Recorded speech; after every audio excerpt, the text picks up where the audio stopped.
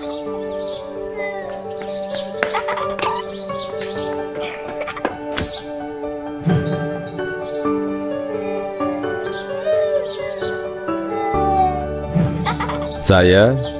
Joko Widodo. Ini adalah kisah masa muda saya sewaktu memulai perjalanan hidup.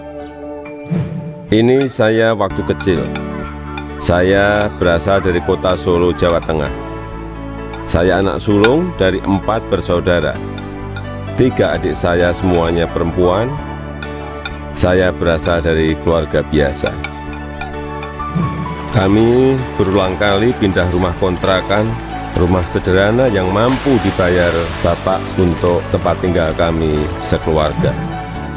Bapak berjuang untuk hidup kami dengan berjualan bambu dan kayu di pasar.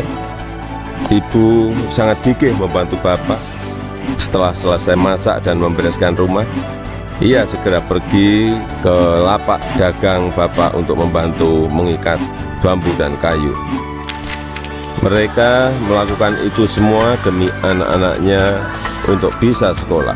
Mereka meyakinkan saya bahwa sekolah akan mampu mengubah hidup saya. Perjuangan dan usaha Bapak sangat menginspirasi saya. Usaha Bapak berjalan baik, dagangan makin laku, dan saya tahu Ibu mulai punya uang. Saya pun mulai nakal waktu itu. Saya sering iseng memanggil pedagang makanan apa saja yang lewat dekat rumah, tukang siomay, tukang bakso, tukang jajanan pasar.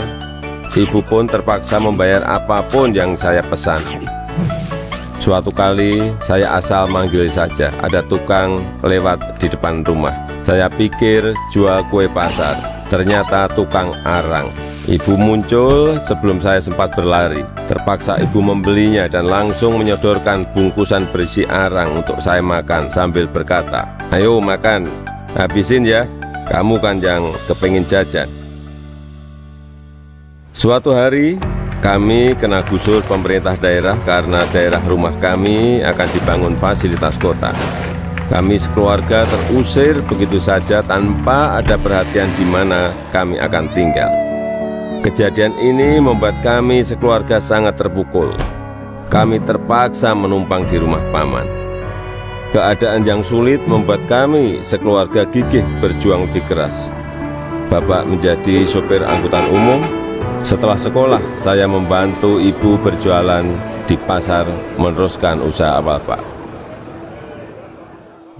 Kami sekeluarga menjalani hidup tanpa mengeluh dan saling mengalirkan energi positif. Bersama-sama kami berjuang untuk tidak lagi menumpang. Kerja keras tidak pernah sia-sia. Bapak bisa membuka bengkel usaha kayu. Setelah beberapa tahun, akhirnya uang bisa terkumpul untuk membeli rumah sederhana. Tahun 1980, akhirnya saya memutuskan untuk kuliah di jurusan Teknologi Kayu, Kehutanan UGM. Saya memilih jurusan tersebut agar saya dapat belajar lebih mendalam tentang perkayuan. Saya ingin mengikuti jejak Bapak, ingin membangun bisnis kayu Bapak menjadi besar. Ini saya gondrong waktu kuliah, dan saya suka banget dengerin musik cadas dari Nazareth, Queen, Metallica, Judas Priest, Guns N' Roses. Saya juga hobi banget naik gunung, Gunung Lawu, Gunung Merapi, Gunung Merbabu, Gunung Kerinci, sudah saya daki. Menginjak masa penulisan skripsi di dekat akhir kuliah, saya sudah agak kalem. Akan menginjak dunia kerja, saya memutuskan untuk lebih serius. Saya bertemu dengan gadis bernama Iriana. Dia teman adik saya yang sering main ke rumah. Pertama curi-curi pandang, lama-lama jadi jatuh cinta. Iriana orangnya sederhana, dan itu yang saya suka. Pacaran waktu itu berat di ongkos tapi ringan di hati. Saya naik bus penuh sesak, bolak-balik Jogja Solo demi bertemu Iriana.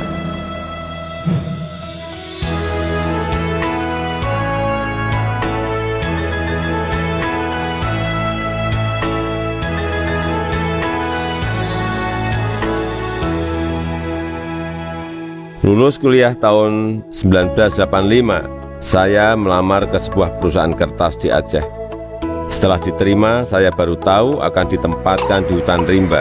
Pekerjaan saya adalah mempersiapkan persemaian pinus untuk kemudian ditanam di lapangan di hutan-hutan yang gundul. Beberapa bulan setelah itu saya kembali ke Solo untuk menikahi Iriana dan menyiapkan keberangkatan kami ke Aceh. Masa awal pernikahan kami berada di dalam hutan rimba selama 2,5 tahun. Pada tahun kedua, Iriana sudah dalam kondisi hamil dan kita memutuskan untuk melahirkan anak pertama kami di Solo. Kembali ke Solo, mulai ikut paman bekerja di pabrik mebel untuk mencari pengalaman.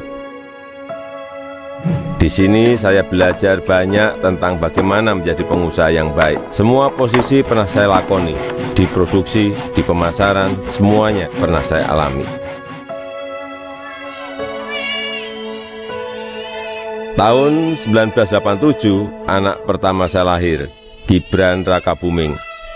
Gibran itu singkatan dari gigih dan berani. Saya ingin putra pertama saya punya semangat hidup seperti namanya. Lahirnya Gibran juga memicu saya untuk mendirikan perusahaan pertama saya yang bergerak di bisnis mebel dengan nama CV Rakabu.